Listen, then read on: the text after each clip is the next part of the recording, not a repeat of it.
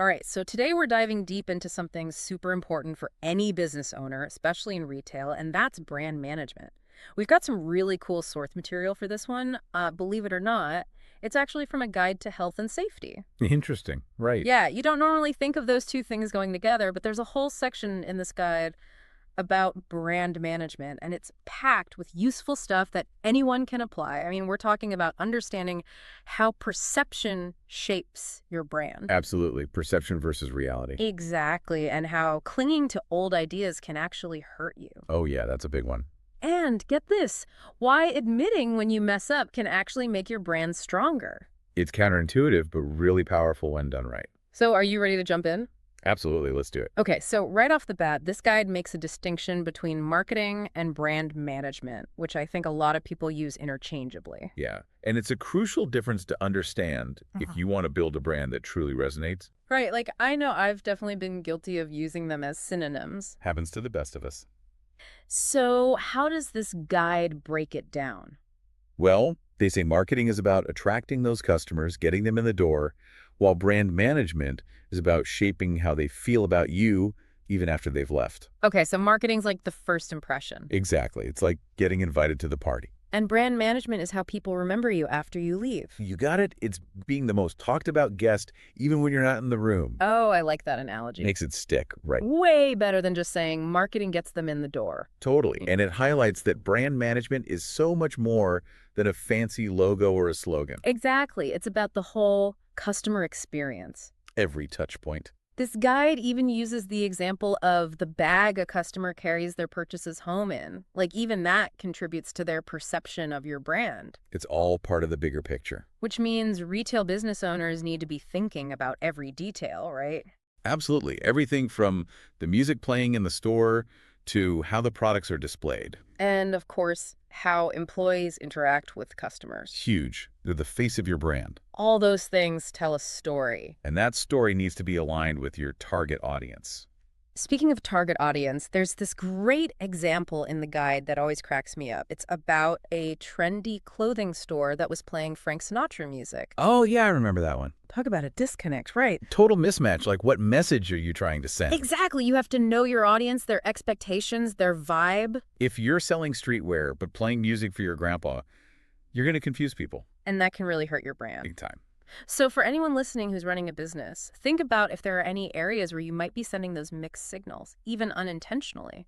It's worth taking a step back and evaluating. Now, something that this guide really hits hard on is the power of building strong relationships with your customers. More than just providing good service, Yeah, it's about genuine connection, going above and beyond. turning customers into fans, advocates even. I loved how the guide explained that it's not just about repeat business, it's about those loyal customers becoming walking billboards for your brand. Right, they start recommending you to their friends, family, online, everywhere. And that's the most powerful kind of marketing. Word of mouth, nothing beats it. People trust recommendations from people they know. Way more than some flashy ad. Absolutely. So how do you go from good service to that deeper connection?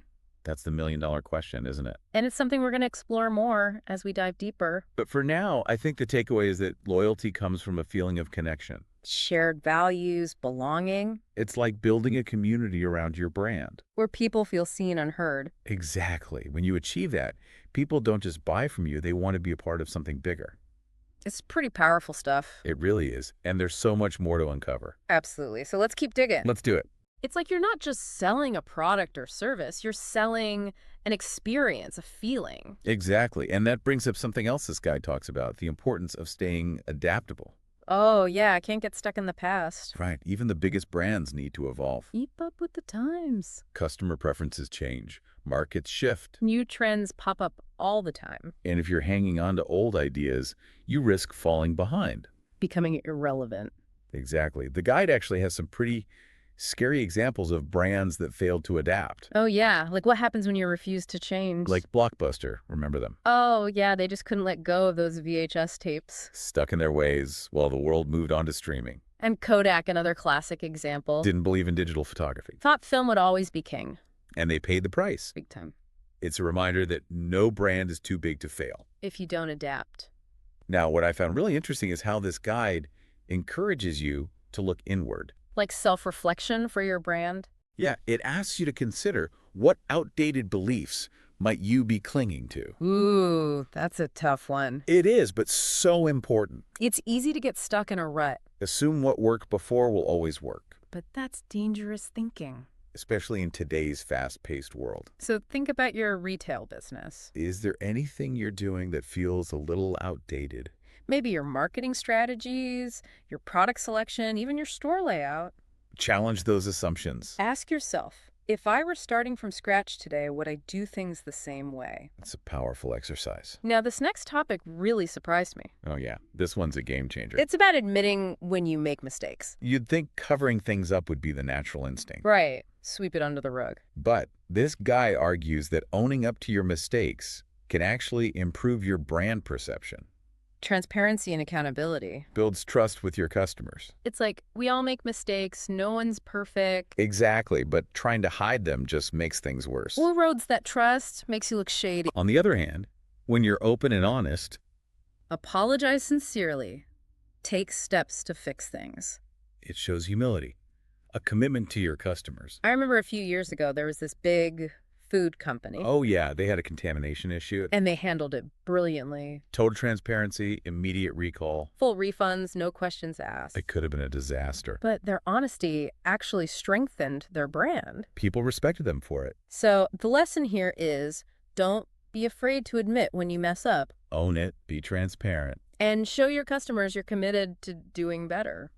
Now let's talk about some practical resources. This guide has some great advice on that. Yeah, it starts with something really basic, revisiting your business plan. At first, I was like, duh, of course. But they frame it in a really interesting way. It's not just about updating numbers. It's about reflecting on your original vision. Seeing if you're still on track. Have your goals changed? Your target market? Your values, your product offerings. It's a chance to realign your brand strategy with your overall business goals. Like a checkup for your brand. And the guide also emphasizes staying informed about industry trends, Keeping your finger on the pulse.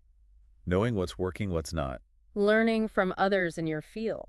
So for retail businesses, this could mean Subscribing to industry publications. attending trade shows, Networking with other successful retailers. see what they're doing, how they're engaging with their customers, Adapt those insights to your own brand. and don't be afraid to seek expert guidance. You know, I used to think hiring a brand consultant was a waste of money. Yeah, but this guide really changed my perspective on that.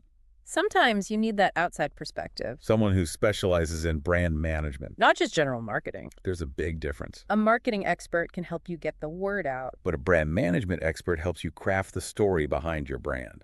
The heart and soul of your business.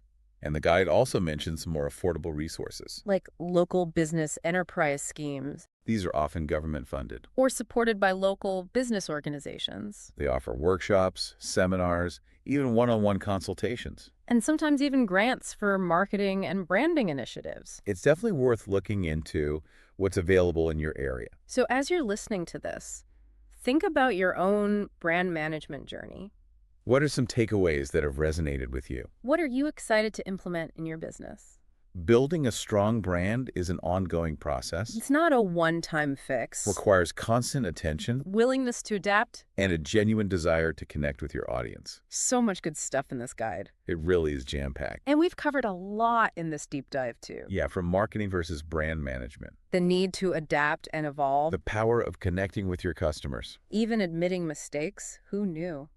But now let's talk about what you, our listener, can do with all this information. How to put it into action. Throughout this whole guide, there's this recurring theme of your brand's story. Yeah, it keeps coming back to that. And I think it's the perfect way to wrap things up, asking yourself. If your brand could talk, what story would it tell? I love that question. It really gets to the heart of it. Like, imagine your brand as a person. What are its values? Its personality. What kind of language does it use? What feelings does it evoke in people? And think about your retail space. What story does it tell? Is it welcoming, inviting? Does it offer a curated selection that reflects a certain lifestyle?